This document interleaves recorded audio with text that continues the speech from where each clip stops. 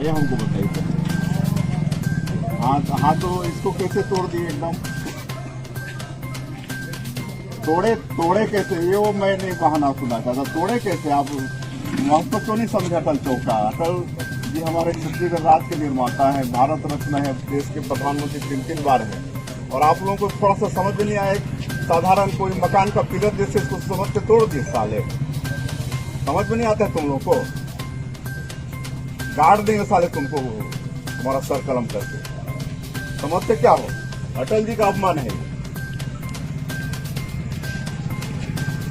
तो किसकी गलती है? तो शुरू क्यों करवाए? यहाँ पर शुरू क्यों करवाए? पंचायत वाले बेचारे हमारे आदिवासी लोग रहते हैं, समझते नहीं है। और हमको पता चल रहा है कि रात में आपके आदमी आके उससे प्रस्ताव बनवा के लेके गए हैं। क्या समझते हो तुम लोग? हैं? उल्टा टांग दूंगा वो साले। मजाक समझ लो अटल चौक को तुम लोग। पता नहीं चलेगा तुमका, साला उल्टा लटका दूंगा तुमको।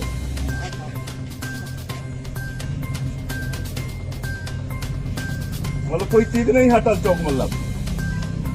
और आज रात को जबरदस्ती सरपंच से लिखवा के ले गए हो। पहले क्यों नहीं प्रस्ताव करवाए?